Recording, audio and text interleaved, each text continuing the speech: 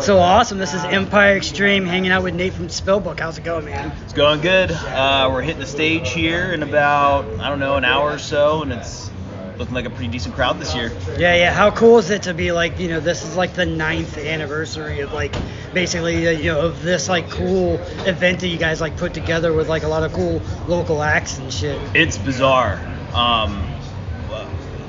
Our old guitar player, Andy Craven, he had the idea way back in the day to do, let's get like 5 of our local buddy bands and we'll charge low, at the door, and it'll be kind of like a Christmas present to Keemon at the Depot for always letting us play there and shit.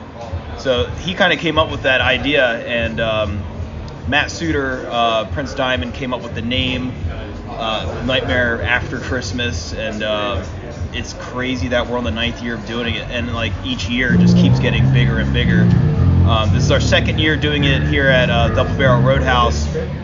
Last year was by far the biggest turnout we've had, and I think we may have already surpassed it, and we're like 3 bands in right now. It's fucking nuts. Yeah, it's pretty cool. So, I mean, for anybody who doesn't know your band, for people that don't know exactly the sound, how do you explain the sound of Spellbook? We're like 70s metal, if you want to call it that. Sabbath meets Deep Purple meets 70s Priest, Thin Lizzy, Blue Oyster Cult. We've been called, like proto metal, doom rock, occult rock. But we've always just said, we're like 70s rock and roll. Like that's why we started the band. So yeah. So and then how did the name came? Because I know before you guys were once called Witch Hazel. So it went from Witch Hazel to Spellbook. Explain maybe how you changed the name and then why you came up with Spellbook. Yeah. So we were Witch Hazel for over 10 years. We put out 2 full-length albums under that name and an EP. And we were starting to get some label interest with our 2nd full-length album, Otherworldly.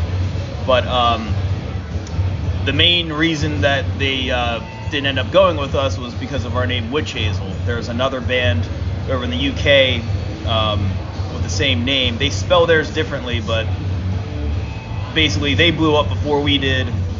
So that kind of put the kibosh on that record deal for that album. So we start working on the next one. Again, we're getting a lot of label interest, and it's looking like we might be getting signed, and then they bring up the name again. Like, well, there's this other Witch Hazel. So at that point, we're like, fuck it.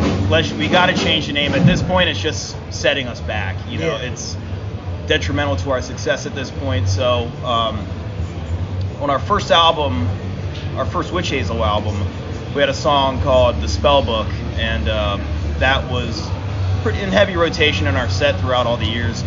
So our drummer Nick suggested that we change the name to something related to the old name. It's an old Witch Hazel song, so to kind of keep our identity that way. So he suggested Spellbook, and I said, well, that's great, but how many millions of other bands are called Spellbook? And we looked it up, and it wasn't, surprisingly, there was like no active bands at the time using it. So we ran it by the record label, and they were cool with it. So that's how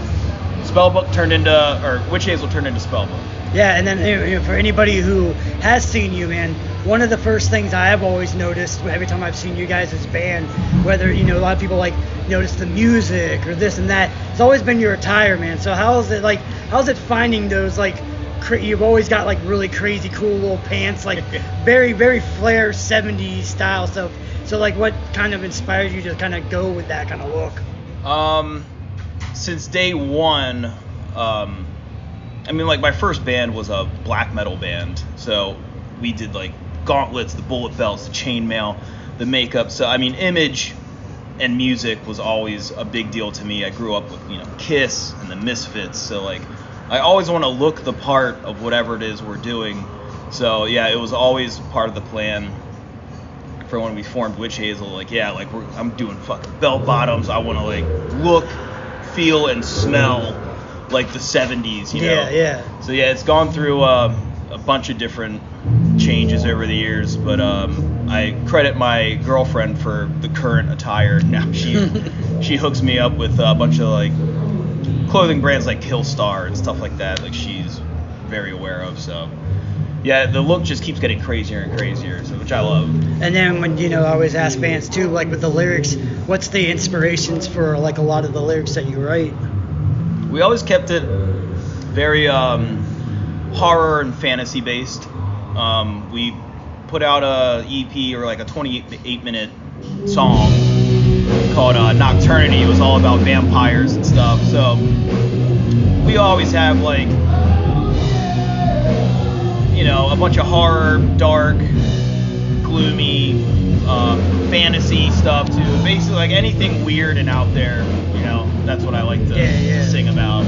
Well, with that horror stuff like that, because I've always asked people, what's your favorite horror movie? First, horror movie-ish, but like maybe pick like two, like your mainstream favorite horror movie and maybe like a more obscure horror film.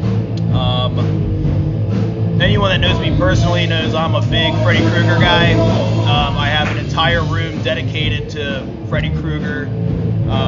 So maybe the whole Nightmare on Elm Street franchise is probably my favorite. But do you have a favorite nightmare? I'd say I go back to number 2 the most.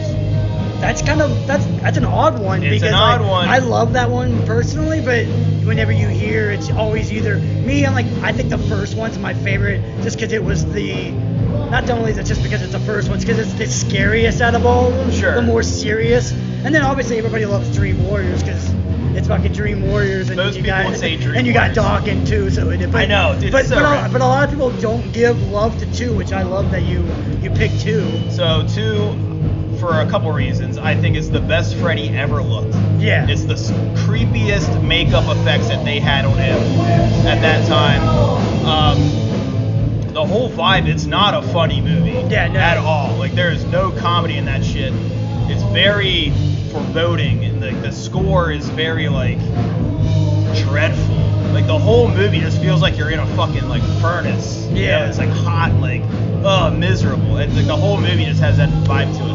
And the fact that it's a dude, as your main protagonist, like, it's just such an interesting, different movie that stands out above all the rest. Well, yeah, especially because we've talked about that on my podcast and stuff like that with 2, where it was kind of the innovators of queer horror without actually like trying to be, but like a lot of that's people up for debate. But a lot of people who talk about queer horror always tend to go to that being kind of the mecca where, but it wasn't supposed to be. Yeah, that's kind of the most obvious first choice when it comes to like queer horror. And if you like look at like all the behind the scenes stuff and like all the interviews, they're like, oh no, it was never meant to be queer in any way. But then it's like, it totally was. Well, yeah. Totally just like the underlining of that story is the subtext. Is it even subtext? Yeah. You know what I mean? Like, it's right there. Yeah. So and I love it for that. The fact that it's like one of the most blatantly queer horror films. That shit's cool. What about more of like obscure horror film? Obscure. I'll stick with another slasher. Behind the Mask. Oh yeah, The Rise of Leslie Vernon. Yeah, I love that. I fucking love that movie. I have a little miniature shrine of Leslie Vernon in the house too. Yeah. I got to meet Nathan Basil and a couple of the cast members. I actually got like a huge Behind the Mask poster, and I got Robert Englund to sign it because he's in it. Kane Hodder to sign it because he's in it. Scott Wilson from Walking Dead. Walking Dead, yeah. He's in it. So I got like a pretty crazy collection of signatures for this, and Nathan Basil plays Leslie Vernon. So now I don't think a lot of people talk about that one, and it's super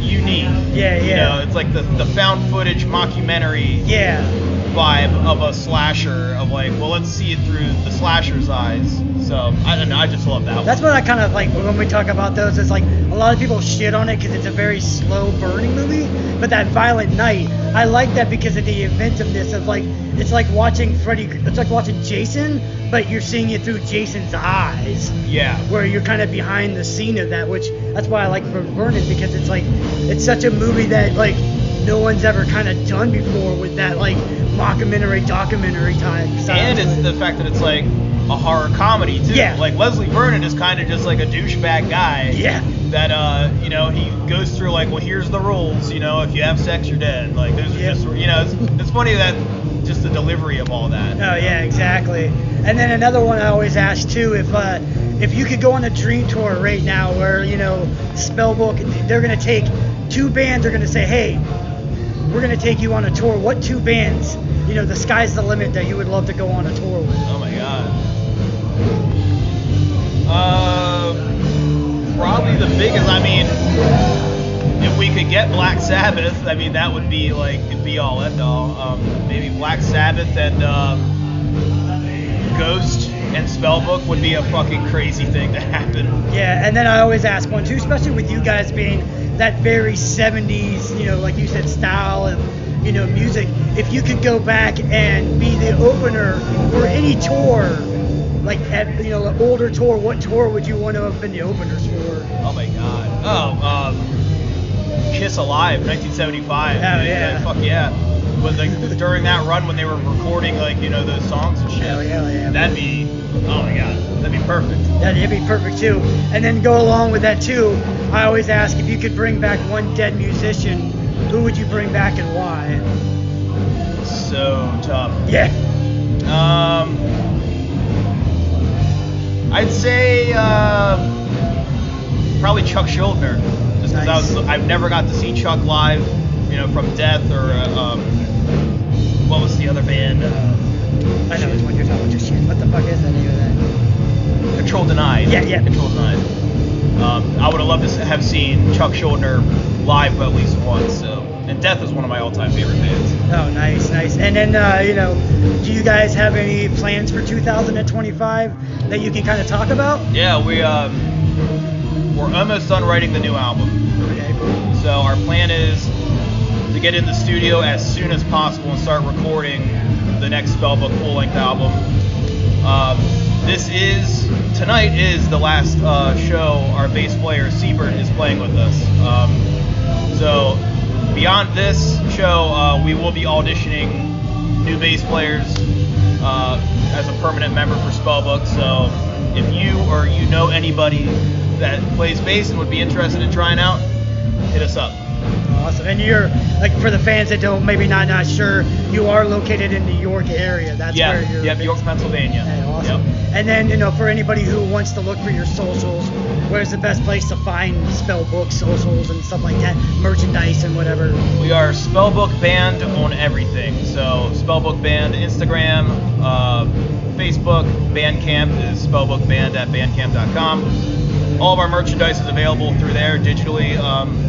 And you can, you know, order. We have vinyl, CDs, shirts, anything basically that we sell at shows is available online on our Bandcamp. So that'd be the best way to go. Awesome. Well, thanks again for taking the time, man. And Thank you, dude. Appreciate it. Yeah. Looking forward to the show always. And Dude, it's getting crazy, man. Yep. It's great. I love it. awesome. Thank you again, man. Yeah, thank you. Oh, yeah.